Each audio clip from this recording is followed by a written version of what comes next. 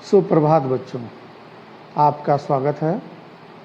आज हम व्याकरण आनंद भाग 8 हिंदी की पुस्तक के पाठ 1 का अध्ययन करेंगे। पाठ 1 का नाम है भाषा, लिपि और व्याकरण।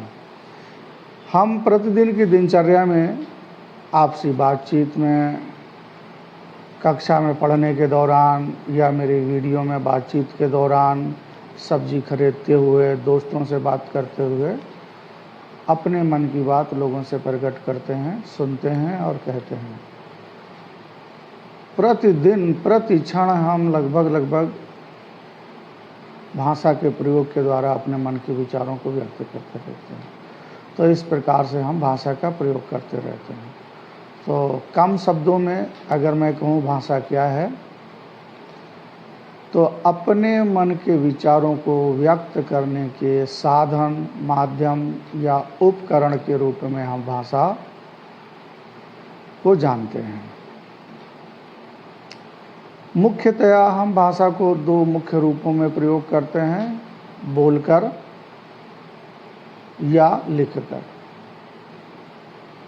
इसको कहें तो मौखिक भाषा और लिखित भाषा भी कह सकते हैं। मौखिक भाषा क्या है?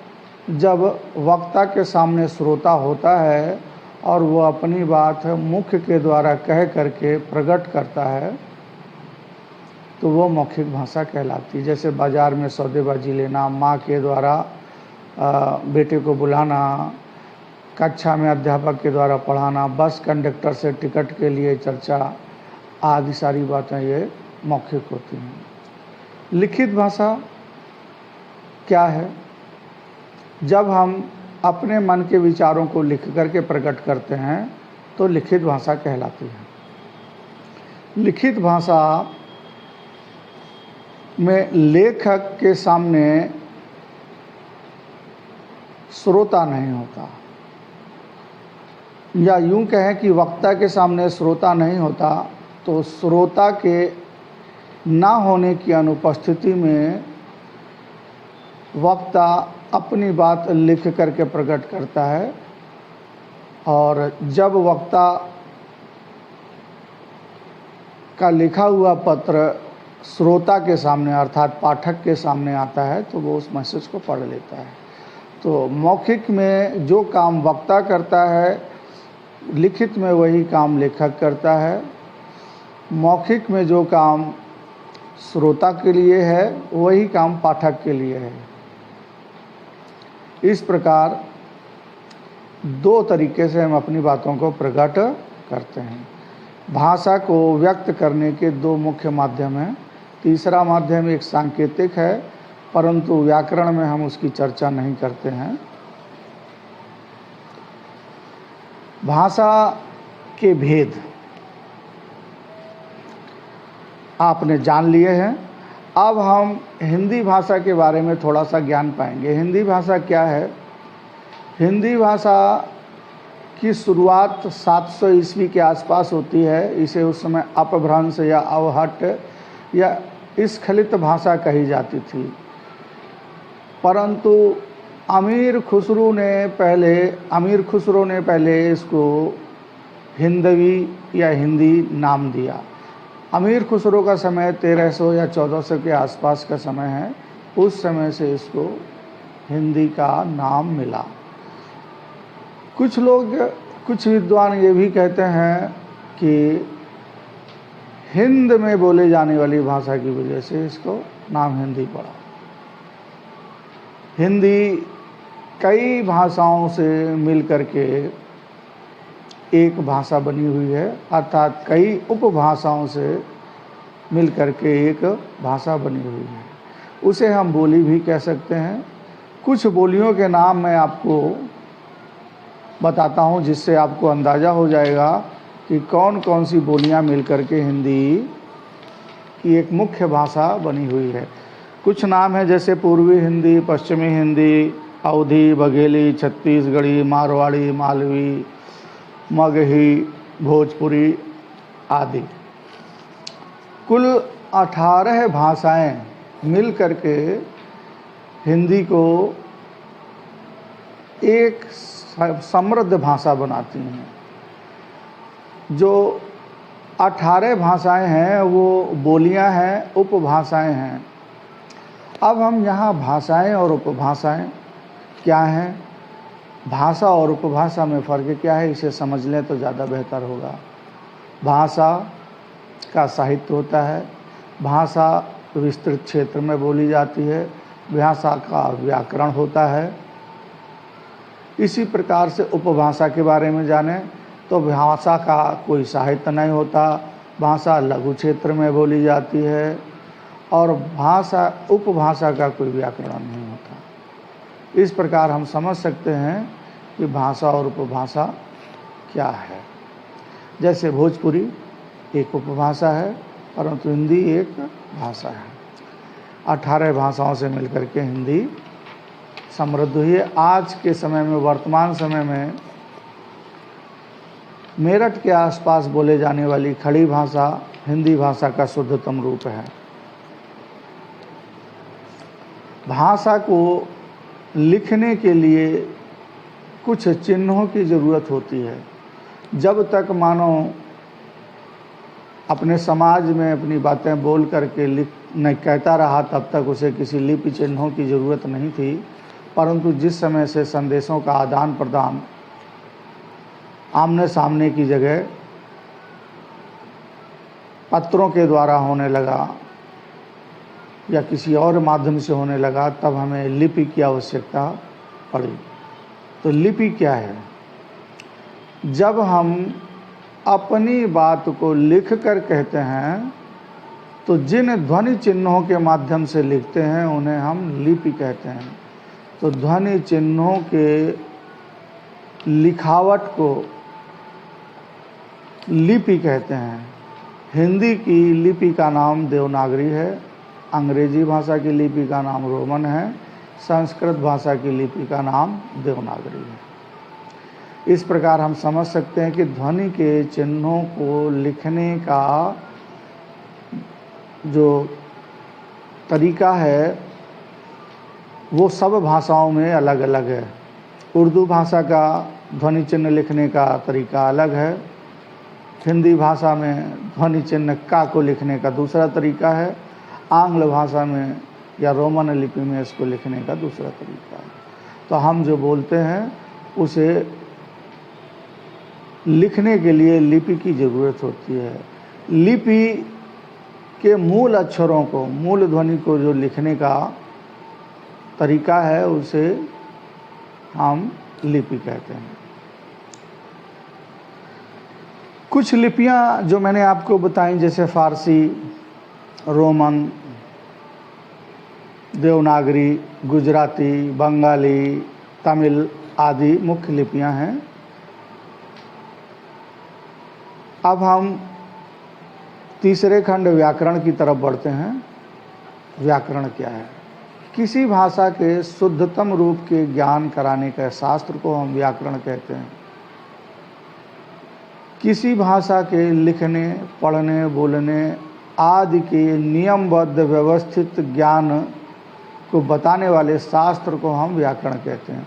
यह व्याकरण वह शास्त्र है जिससे हम किसी भाषा को शुद्ध सही लिखना पढ़ना सीखते जानते हैं। आंग्ल भाषा के व्याकरण को हम ग्रामर कहते हैं और हिंदी भाषा के व्याकरण को हम व्याकरण ही कहते हैं। आपकी पाठ्य पुस्तक के आधार पर व्याकरण के 3 अंग हैं। पहला अंग है वर्ण विचार, दूसरा अंग है शब्द विचार, तीसरा अंग है वाक्य विचार। ये आपकी पुस्तक में पेज संख्या 10 में मिल जाएगा। और वर्ण विचार क्या है? किसी भाषा की मूल ध्वनियों को लिखने, बोलने आदि के तरीके का ज्ञान कराने वाले विभाग को, अंग को हम वर्ण विचार में जानते और समझते हैं। इसी तरीके से शब्द विचार क्या है? शब्दों के निर्माण, उत्पत्ति, प्रकृति, विविध संरचना के बारे में जिस विभाग से हमें जानकारी मिलती है उसे हम शब्द विचार कहते हैं। वाक्य विचार क्या है? किसी भाषा के जिस विभाग है भाषा के व्याकरण के, जिस विभाग के द्वारा हम वाक्यों के निर्माण, शुद्धि अशुद्धि, उनकी व्याकरण सम्मतता के बारे में जानकारी प्राप्त करते हैं, उसे हम वाक्य विचार कहते हैं। इस प्रकार आपके पाठ के ये 3 मुख्य अंग भाषा, लिपि और व्याकरण के बारे में मैंने आपको उपयुक्त जानकारी दी।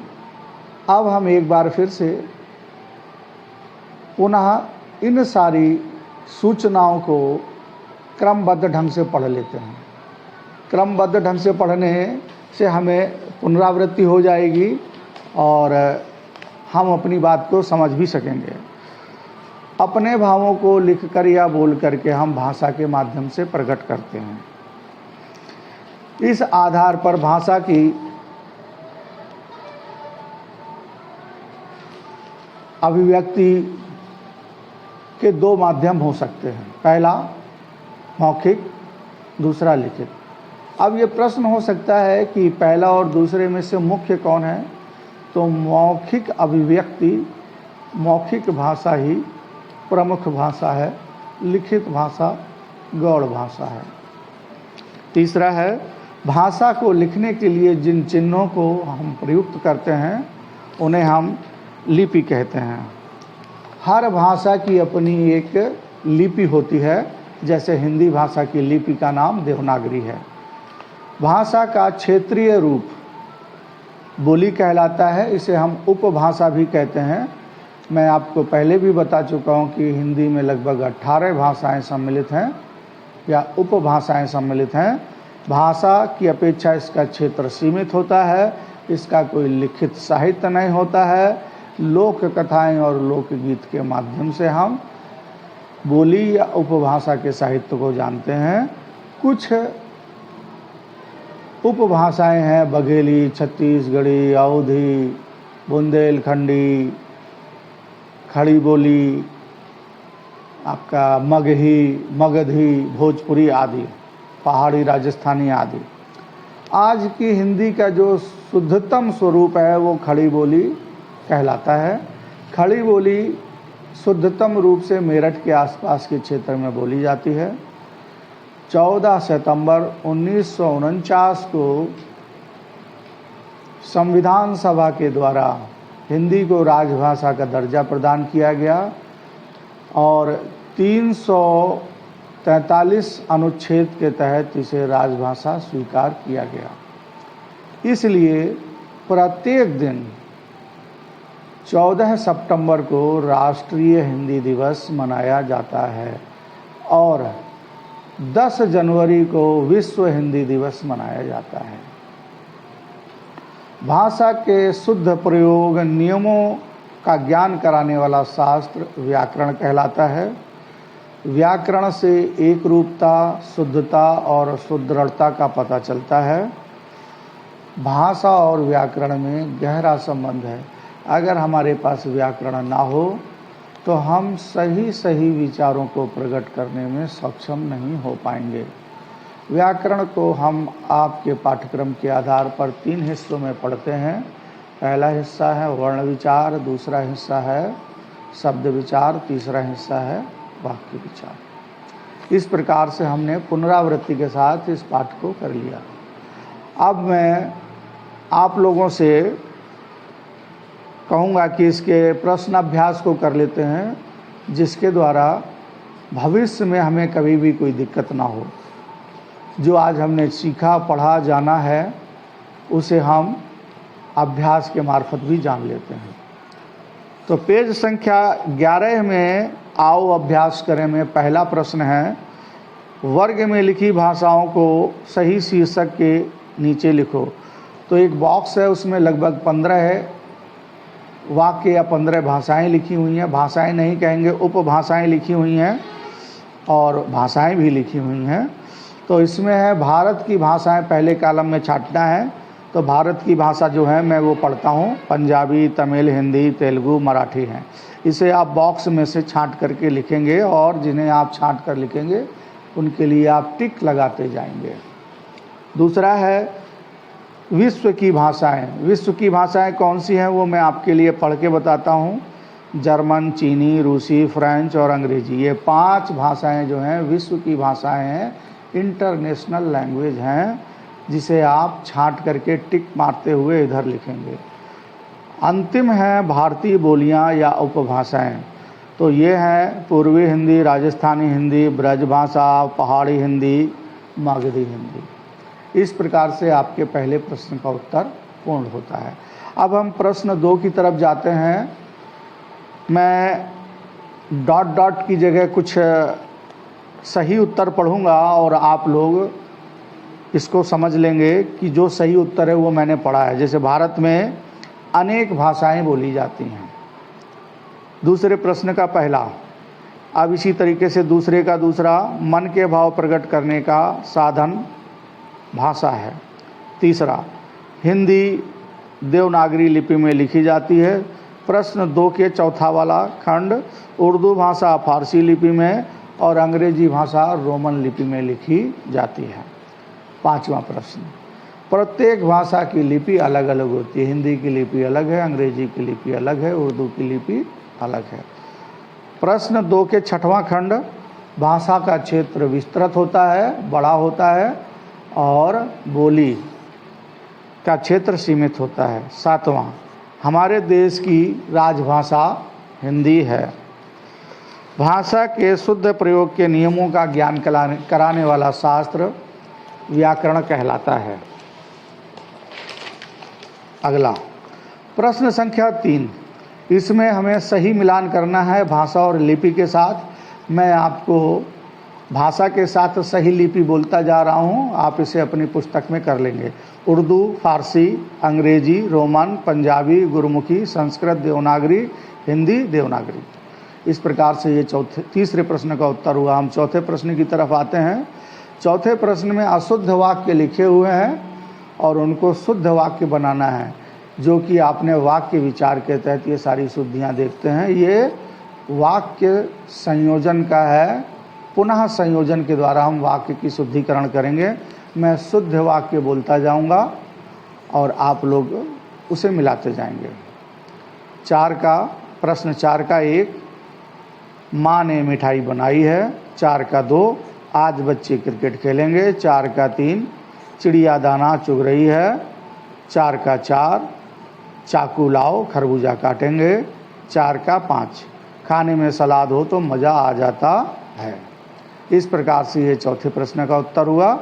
अब आपकी पाठ्य पुस्तक में बहुविकल्पी प्रश्न दिए हुए हैं, तो मैं बहुविकल्पी प्रश्न में सही विकल्प को ही बोलता जाऊंगा और आप उसका चुनाव करते जाएंगे।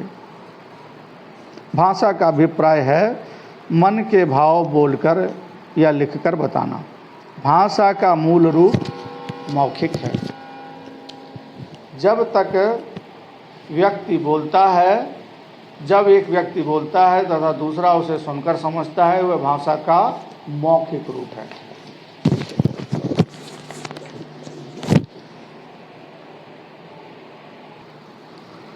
भाषा को स्थायी रूप प्रदान करता है लिखित।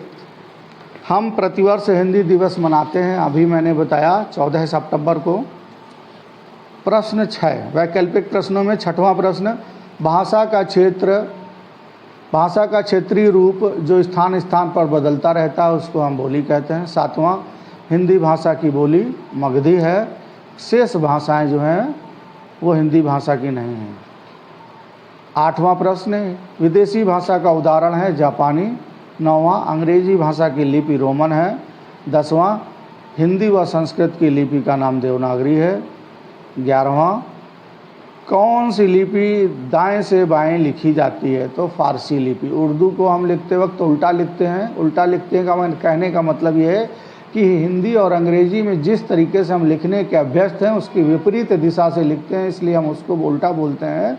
अन्यथा व्याकरण की दृष्टि से ये शुद्ध होगा कि हम फारसी को दाएं से बाएं लिखते हैं।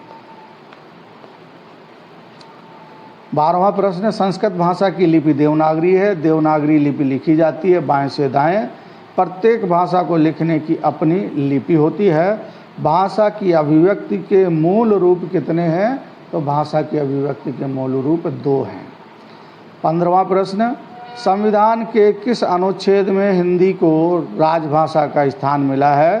तो इसमें 343 या 343वें अनुच्छेद के तहत हिंदी को राजभाषा का सम्मान मिला है। 16वां, माँ का अपने बच्चे को खाना खाने के लिए आवाज़ देकर बुलाना भाषा का मौखिक रूप है। पुत्र का अपने पिता को पत्र लिखना भाषा का लिखित रूप है। भाषा के नियमों की जानकारी देने वाला शास्त्र व्याकरण है। व्याकरण भाषा को प्रदान करता है एक रूपता। व्याकरण के कितने अंग हैं? तो आपके पाठ्यक्रम के आधार पर व्याकरण के 3 अंग हैं, तो जो इसमें 3 लिखा हुआ है वो सही होगा। इस प्रकार हमने आज पाठ 1 को पढ़ा, उसके प्रश्नोत्तरों को किया, पाठ की पुनरावृत्ति भी की। पुनश्च अंतिम खत्म करते करते मैं 3-4 वाक्यों में पाठ को एक बार पुनः बताना चाहूँगा।